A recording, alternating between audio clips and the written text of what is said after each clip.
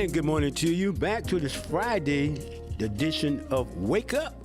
And we're excited this morning about having a guest telephonically who's going to be talking to us, and that is Coach Alfonso Short. You probably know that name. They were here in Fayetteville for a number of years, he and his wife, and she sent word. She said, tell Troy he's not interviewing me, he's interviewing Al. Well, Anissa, I'm saying something about you anyhow. Do something about it. Good morning, guys. How you guys doing this morning? Good morning. Good morning, Mr. Troy. Excellent. Miss Anissa, are you saying something? Can I get a good morning out of you this morning? Hello, Troy. Good morning. Wonderful. Now, let me tell you about this couple. You guys were in Fayetteville how long? 12 years. 12 years, right. So I met them while they were here, and, very motivated couple, involved in a number of things, doing some great things. Mr. Short was doing some great things with young people, young men in particular. And his wife was also, she's a consultant. She has a doctorate out of Africa. She actually went to the continent of Africa and has strong ties there. So this is a very motivated couple. Some family matters guided them back to their home, her home in Mississippi. You are from Richmond County, correct? Yes. Right. So he's from Richmond County, North Carolina, and but they're back in Mississippi, and we'll have him on air today to talk about their book. He has a book called Man Exchange, the manuscript ready to leave, thrive, and win. It is a bestseller. So, Mr. Short, good morning to you and welcome to Wake Up on 1600 AM WIDU this morning. Let's talk about your book. Yes. Thank you for having me again, Mr. Troy. Thanks for highlighting the book for me. The book now, we have just got confirmation that the book is an international bestseller on Amazon, and that's showing great success for the men who participated with me in getting this book written. The manuscript for Man Exchange, the manuscript really represents that men, we have a story to tell. And a lot of times we do talk about it, but we know history is best kept to move on in legacy if we write it. So that was kind of the twist of using the word the manuscript with it. And obviously we and the men involved did a pretty good job. Excellent. Well, look, let's back up a little bit and talk a little bit about your history as to, Okay. I beg your pardon, so what now? Yeah, I said, okay, let's do that. Yeah, let's back up a little bit and talk about your history, and let's talk about how you got to where you are. So you hail from Richmond County. So are you from Rockingham or did you Hamlet? Are you from Hamlet? I lived in Hamlet. That's what I think, right. Hamlet, right. So let's talk about your journey to arriving where you are now. Well, just as every young man probably, you got to be from somewhere. Right. When you grow up, a lot of times we interact as boys and men through sports. A lot of times, it's things, and particularly being in your youth stages, it's normally about sports and trying to be like some athlete or some people that they may have been into movies and want to be an actor or something. I can say ambitions that I had. With my friends, we did talk about sports and also other things as being professionals, maybe lawyers, accountants, or something like that, and the exposure we had. But I really, my growing up and watching images of men, my grandfather was the primary source. My grandparents took the greatest part in raising me, and I had uncles. But my grandfather was a man who had limited education, but at the same time, he had much respect in the area, in our cities specifically, and he was a man of integrity and accountability. I never heard him complain about situations being so difficult that he didn't know what he would do. He was motivational without having to give you a motivational speech because his actions stood for words that we understood. Okay. So your education wise? Yes, education-wise, at high school, went to school at UNC Charlotte and got into the workforce after leaving and completing UNC Charlotte. I worked in Charlotte, North Carolina for a few years in management with Sherwin-Williams Paint Company. So kind of learned more interpersonal skills with people, with diverse groups of people. And later I transitioned to Washington, D.C. to work with the government because I had worked summer programs in the government as a junior high, high school, and through college as well.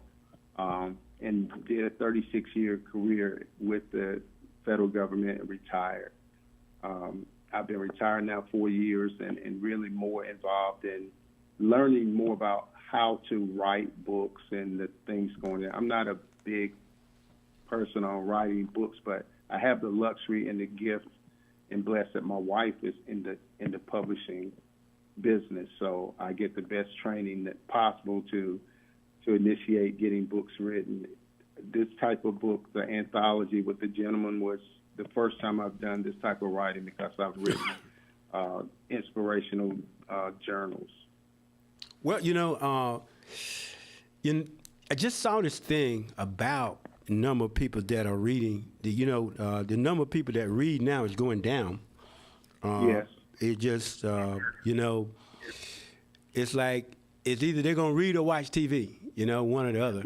And I guess television could be, in my mind, classified as watching a podcast or Facebook Live or something like that. And I don't have a problem with that because I'm sure a number of people are listening to my interview with you right now via a streaming device. But Yeah. I got all that. But still, people are not reading. What's your analysis of the number of people that are not reading now? I remember growing up when they said readers are leaders. And now we have people that are not reading. This one particular thing that I read was talking about the impact of people not reading and the impact that it has on even our faith. Yes. Well, if you consider, Mr. Troy, when you're reading, it can draw your interest that, I want to look into something else that was said. And we're visually stimulated. So television and podcasts are definitely going to draw the greater attention, but you only know what they told you. And you can get conditioned that, I watched the news, I watched the podcast or whatever it was, and what they said, that's the bottom line to things. And I'm not going to research it, so I'll click to another channel and see something. But we know everything becomes like it's a system, and everyone's saying the same thing no matter what network it is. And they're not saying any more than, I guess, what's controlled by FAA or whoever is controlling what the stories are. And you're reading and you draw interest, then you're going to do a little research to look for something else.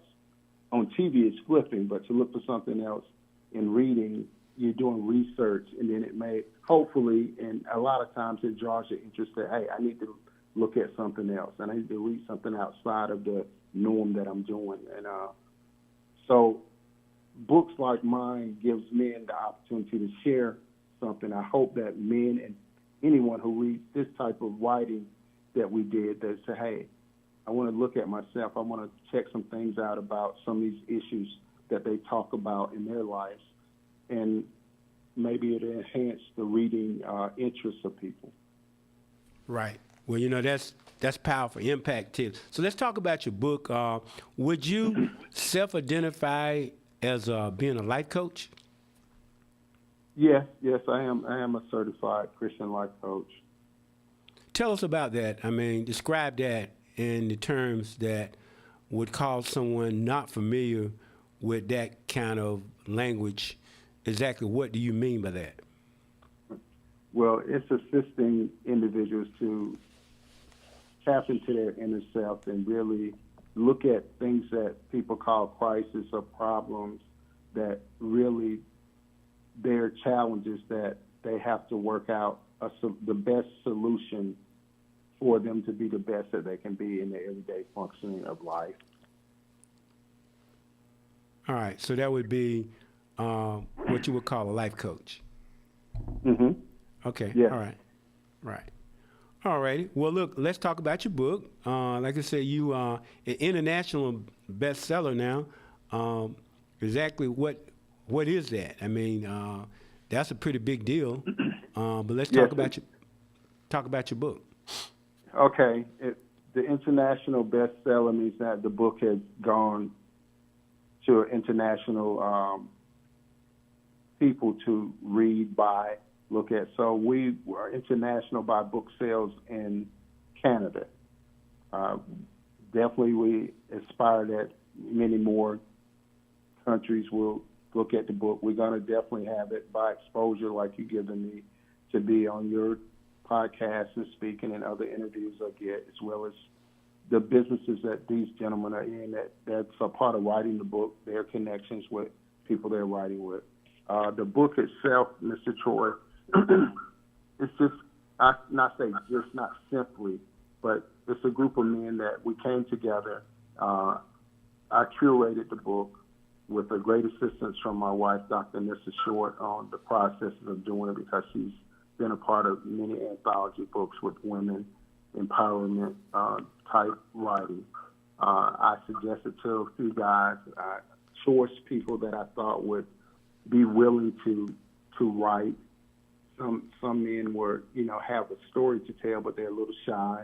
And then time factors with their other business and life wouldn't allow them to be a part of it. But I did have 7 men who was like, we're ready, along with myself. And turned out to be a beautiful book. We talk about things from as you asked me, in growing up, how we were kind of molded in our mindsets of what a man is, what a man should be doing, the accountability, the journeys and experiences of things, our wins, our losses, our tragedies in life, and also how we snap back from failure to get back up and keep moving and doing things moving forward in a positive way. Some stories have a lot of positivity. Some we deal with the real, that life isn't a bowl of cherries. So these are situations that some men share that could have been very, very much the turning point in their life where they realize I have to make some changes. I have to change my mindset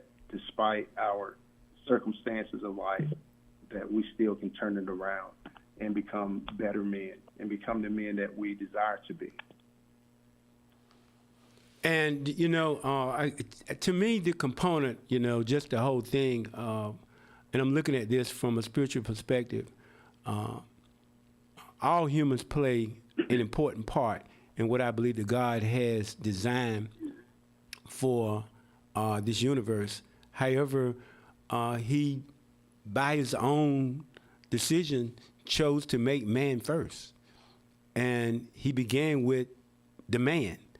I think that there are folk that it appears to be to me that would want to diminish the importance of males and males leadership. With that thought in mind, that's just my perspective. How would you respond to something like that? I think you're exactly right in your description of how society has put the stigma, more or less, not the stigma of man falling short and not being accountable, not stepping up, not being a leader. And that may be the situation sometimes, but we can't label every man that way. And the thing is that because men, we kind of have by nature, we're in the cave. We don't come out and talk openly. We share, but again, it's not the deep things that's going on in our lives. So therefore, who's speaking up for man? Because probably 7 out of 10 men that if we ask, tell us something about yourself, it's going to be straightforward. There, no flavor to it. I'm just a man. I was born in whatever city or state. This is my job. I have children. It's nothing that seems excited about it. I say, and the difference, if you were to ask a woman, and this is something about themselves, I won't say excited, but you get more flavor to it. It's more colorful, so to say, in speaking, because they have no problem sharing. And also with that, then they have a greater enjoyment with getting together and interacting. With men, we're taught to compete, so we carry this role as we're the strongest, we're the toughest, we're the smartest, and all this. But when we say we, it's I, me. We're taught to be that you're number one. There can't be 5 number ones. Right. So with that, we become really on conquest with each other instead of conquering the challenges that we all have as men. That's common, and becoming better men independently. And we're still number one. We're number one because God created us, and we're the greatest treasure that He created. That we all have, as you said, we have purpose and we have gifts and talents that we can share and continue to grow as men individually and collectively. Okay, well that makes sense. You know, because I think that sometimes our female friends don't understand how men interact. I know this lady, and in fact, you know it too. And so we were just talking sports, and we was bantering back and forth with each other. And are y'all mad at each other? No, we just talking. I mean, guys, guys, I was laughing. I said, no, we're cool. I mean, the way that men interact is very different than the way most females would act. And sometimes they don't understand that, I think it's more like playing the dozens, how we banter back and forth with each other, and it's nothing meant by it negative. It's just that's how we operate. Right. It's not really, sometimes it's not the challenging of the strength. It's really the testing to make sure that you man up. That you turn man up. And it's not hey, let's draw the line and start war. It's exactly. Exactly. That's not it. The term itself is what it is. Right. I know my daughter used to hang out with me a lot when she was a kid, and we would go from the barber shop to the shoe shine shop, the shoe shine shop downtown Preston Street. And, they were real nice when she was with me. They cleaned up their language and everything, but they still be bantering back and forth. And she said, Dad, she told me one day, she said, I don't believe some guys would be able to handle this. And that's true. We talk about the barbershop, not, the shoe shine shop there. Nobody in this generation really knows about that. And I've been in that shoe shine shop where you spoke of there on person, but I've been in other shops also. And it's as aggressive as the barbershop. Very aggressive, I mean, you got to be prepared to go in. So, they would be waiting on me, man. It'd be 4 or 5 of them. They see me walking down the street, and then they'd be calling each other up. But I enjoyed it. I mean, it was like, look, that was how I wanted to end my work day. At the time, I had an office within 2 minutes walking distance. And so wherever I was going, I stopped through there, and we have our little chit-chats and back and forths and everything. And, and nobody left mad with anybody, anything else, and we, it was a variety of subjects. I mean, from, believe it or not, they'd be in there discussing climate change. You know what I mean? Yeah. I was going to say you get all kind of news from A to Z. Right. But what's really strange, you go back and reflect in your years of living. I'm 62. Now, there's a lot of conversation, all types of conversation, but when it comes to relationship, not just man and woman, but relationship man to man, it never got too sensitive. Right.